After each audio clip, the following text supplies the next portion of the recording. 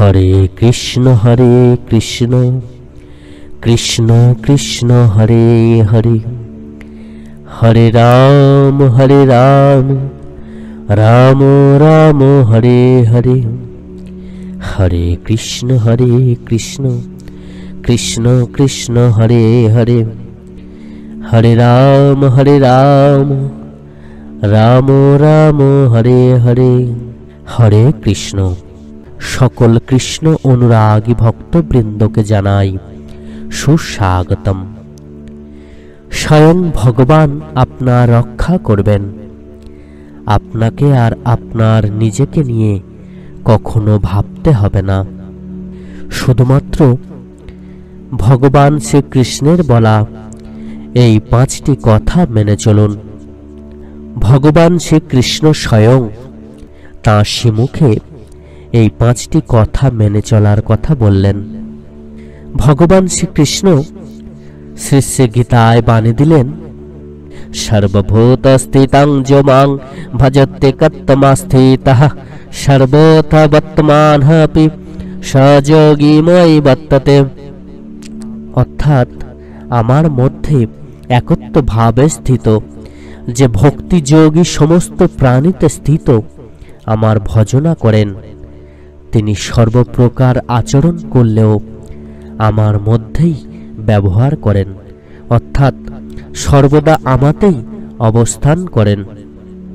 ভগবান শ্রীকৃষ্ণ এই বাণীর মধ্য দিয়ে আমাদেরকে শিক্ষা দিলেন যে ভক্ত হৃদয় সদা সর্বদা ভগবানের ভজনা করেন, সুকেন্দ্রিক ভাবে ভগবান স্থিত হয়ে এই ইহ জগতের সমস্ত জীবকুলের মধ্যে ভগবানকে দেখতে পান এবং তাদের পূজা করেন। সেই ভক্তকে ভগবান কখনো ছাড়েন না। শ্রী ভগবান আরো বললেন যে ভক্ত সদা সর্বদা আমার কথা ভাবে, নাম জপ করে, আমার ভজনা করে, সে সর্বদা আমাতেই অবস্থান করে। আমি তাকে সব সময় রক্ষা করি। যে ভক্ত নিজ শরীর সহ সমস্ত জগৎকে ভগবানের স্বরূপ বলে মনে করে, সে নিত্য নিরন্তর ভগবানেই অবস্থান করে এবং ভগবান তাকে রক্ষা করেন। ভগবান শ্রীকৃষ্ণ শ্রী গীতায় আরো বললেন যে মানুষ আমার বলা এই 5টি নীতি মেনে চলে, তাকে আর নিজেকে নিয়ে কখনো ভাবতে হবে না। আমি স্বয়ং তাকে রক্ষা করব। ভগবান প্রদত্ত সেই 5টি নীতি কি কি? যে নীতিগুলি ভগবান শ্রীকৃষ্ণ স্বয়ং তার শ্রীমুখে আমাদেরকে মেনে চলার কথা বললেন, সেগুলি হলো, প্রথমত আমি শুধু ভগবানের, অর্থাৎ এই ইহ জগতের সবকিছুকে ত্যাগ করে শুধুমাত্র ভগবানকে আপন করে নিতে হবে। সমস্ত প্রবৃত্তিগুলিকে বিসর্জন দিয়ে যে মানুষ ভগবানের কাছে সারেন্ডার হতে পারে, সে মানুষ ভগবানের কৃপা থেকে কখনো বঞ্চিত হন না। অর্থাৎ পুরোপুরি ভাবে আমাদেরকে ভগবানের মানুষ হয়ে উঠতে হবে। তিনি যে যে আদেশ নির্দেশগুলি দিয়েছেন সেগুলি সঠিকভাবে পালন করতে হবে। দ্বিতীয়ত আমাদের প্রত্যেককে ভাবতে হবে, আমি যেখানেই থাকি না কেন ভগবানের দরবারেই আছি। অর্থাৎ আমি যেখানেই যাই না কেন ভগবানের নাম ধ্যান সাধন ভজন করতে যেন না ভুলি। আর ভগবানের নাম ধ্যান সাধন ভজন যেখানে হয় সেখানে স্বয়ং ভগবান সর্বদা বিরাজ করেন।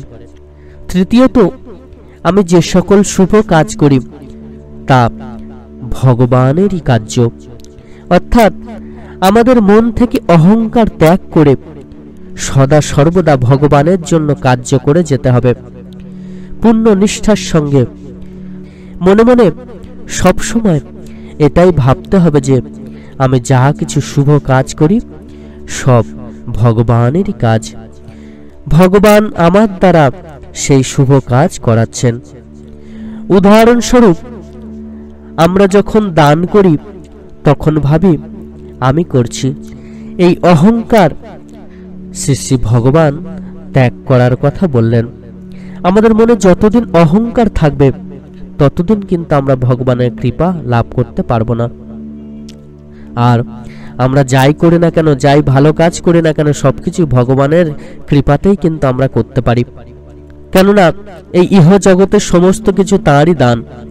তার জিনিস নিয়ে আমরা যদি কাউকে দান করি তাহলে সেটা কিভাবে আমাদের হলো? তাই ভগবান সবসময় বললেন, অহংকার ত্যাগ করে আমাতে ন্যস্ত হও, সবকিছু আমার বলে ভাবো, তাহলে তোমার মঙ্গল হবে। চতুর্থত, আমি শুদ্ধ সাত্ত্বিক যা কিছু গ্রহণ করি সে সবই ভগবানের প্রসাদ। অর্থাৎ আমরা চেষ্টা করব সদা সর্বদা সাত্ত্বিক আহার গ্রহণ করার। আর সকল সাত্ত্বিক আহারকে যদি আমরা ভগবানের প্রসাদ হিসাবে গ্রহণ করি তাহলে সর্বদা শ্রী ভগবানের কৃপা লাভ করব। ভগবানের প্রসাদ গ্রহণের মধ্য দিয়ে আমাদের জীবন ধন্য হবে। পঞ্চমত, ভগবত প্রদত্ত প্রসাদে ভগবত জনেরই সেবা করি। আমরা যেন এই সব কিছুকে নিয়েই ভগবত সেবায় কাজে লাগাতে পারি। কেননা ইহ জগতে সবকিছু তো তাঁরই দান। তো তাঁর জিনিস যদি আমরা তাঁকেই দিই তাহলে আমাদের কি অসুবিধা বলুন? গঙ্গা জলে যেমন গঙ্গা পূজা করা হয় তেমন ওই ভক্ত আচরণ যেন ভগবানেরই হয়। অর্থাৎ আমাদের আচরণ যেন ভগবানের ন্যায় উদার, সেবা পরায়ণ ও কৃপাপ্রবণ হয়।